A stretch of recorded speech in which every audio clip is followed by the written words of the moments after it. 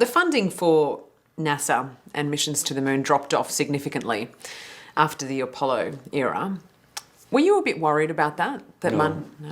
No? You thought the time had come to focus on other things? I just wasn't worried about it. What about now? The attention has turned to sending men back up to the moon, sending astronauts back to the moon. Do you think that's necessary? No. Why not? Well, I used to joke that that NASA sent me to the wrong place, and that NASA ought to be renamed the National Aeronautics and Mars Administration.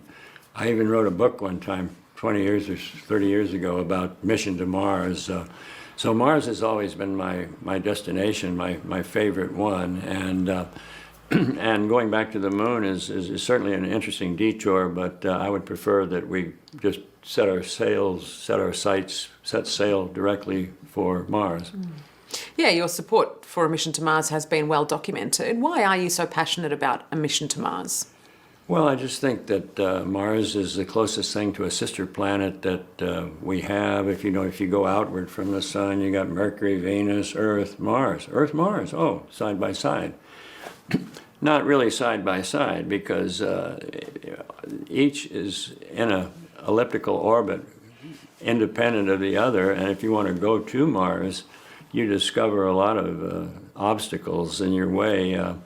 The path, which is the most economical in terms of fuel usage, called a Hohmann transfer, takes about 9 months to get from the Earth to Mars.